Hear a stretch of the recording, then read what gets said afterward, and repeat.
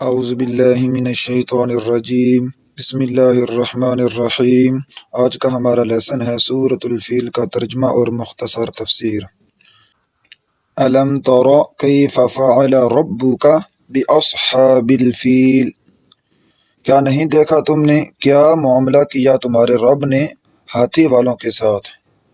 تو اس صورت میں اللہ تعالیٰ نے یمن کے بادشاہ ابرہ کا واقعہ ذکر کیا ہے، جو ہاتھیوں کا لشکر لے کر خانہ کعبہ پر حملہ کرنے کی نیت سے آیا تھا، تو اللہ تعالیٰ نے اس کی چال کو ناکام کر دیا تھا، اور یہ واقعہ نبی صلی اللہ علیہ وسلم کی پیدائش سے کچھ دن پہلے پیش آیا تھا۔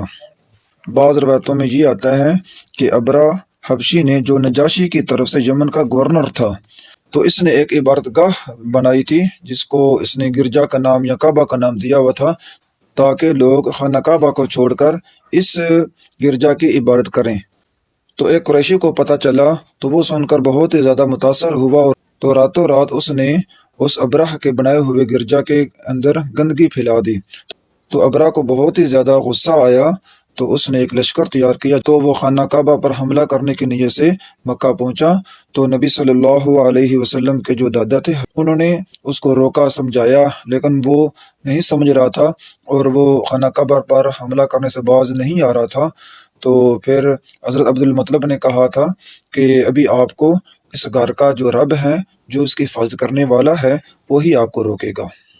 تو اگلی آیت کے اندر اللہ تعالیٰ ان کا پھر حال ذکر کر رہے ہیں کہ ہم نے ہاتھی والوں کا کیا حال کر دیا۔ دیکھیے، الم یجعل کیدہم فی تضلیل، کیا نہیں کر دیا ان کے داؤ کو غلط، مطلب کہ ان کی جو چال تھی، کیا اس کو ہم نے ناکام نہیں کیا۔ تو جو بھی اللہ کا دشمن ہوا، اللہ کے رسول کا دشمن ہوا، اللہ کے گھر کا دشمن ہوا، اللہ تعالیٰ اس کو کیسے ناکام کرتے ہیں۔ تو یہ اللہ تعالیٰ قریش مکہ کو ان کا حال بھی بتا رہے ہیں۔ وَأَرْسَلَ عَلَيْهِمْ طَيْرًا أَبَابِيلَ، اور بھیجے ان پر پرندے جھنڈ کے جھنڈ، یعنی اللہ تعالیٰ نے پرندوں کی ایک فوج بھیجی تھی، پرندوں کا ایک لشکر بھیجا تھا جو بہت ہی زیادہ تعداد میں تھے، اور پرندوں نے ان پر حملہ کر دیا۔ اور پرندوں نے کیسے حملہ کیا، اگلی آیت میں دیکھیے۔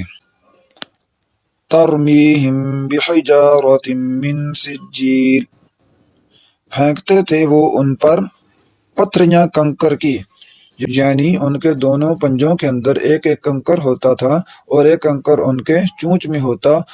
تو ان پرندوں نے اس ابرہ کے لشکر پر پتھروں کی بارش برسا دی، تو اس کے نتیجے میں اس فوج کا کیا حال ہوا، اگلی آیت میں دیکھیے۔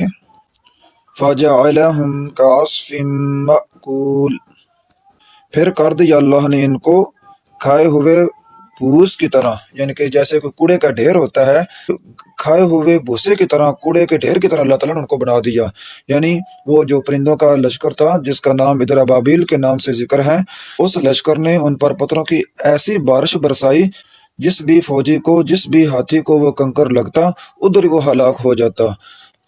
تو اس طرح اللہ تعالیٰ نے اپنے گھر کی حفاظت پرندوں سے کروائی تھی۔ تو اس سے ہمیں دو تین سبق ملتے ہیں۔ ایک تو یہ ہے، اللہ تعالیٰ انسانوں کے محتاج نہیں ہے، اللہ تعالیٰ اگر کسی چیز کی حفاظت کرنا چاہیں تو وہ پرندوں سے بھی کروا سکتے ہیں۔ اور دوسرے نمبر پر، جو اللہ اس کے رسول کا دشمن ہے، اللہ تعالیٰ اس کی چال کو بہت جلدی ناکام کر دیتے ہیں۔ اور تیسرے نمبر پر، آج تک اور قیامت تک کے لیے یہ عبرت کا نشانہ بنا دیا ان لوگوں کو کہ الحمدللہ اس کے بعد کسی کی جرت نہیں ہوئی کہ اس طرح کا کوئی لشکر لائے اور خانہ کعبہ پر حملہ کرنے کی کوشش کرے۔ اگر کسی نے تھوڑی بہت کوشش کی بھی ہے تو اللہ تعالیٰ نے اس کو ناکام بھی بنایا ہے، اور اللہ تعالیٰ نے اس کو عبرت کا نشانہ بھی بنایا ہے۔ تو اسی جنگ کے اندر ابرہ بھی وہ بھاگ گیا تھا، لیکن یمن پہنچنے سے پہلے ہی وہ مر گیا تھا۔ تو اللہ تعالیٰ نے اس کو دنیا کے اندر ہی عبرت کا نشانہ بنایا تھا۔ اللہ تعالیٰ سے دعا ہے کہ اللہ تعالیٰ ہم سب کو قرآن و سنت کی سمجھ عطا فرمائے۔ صدق اللہ العظیم۔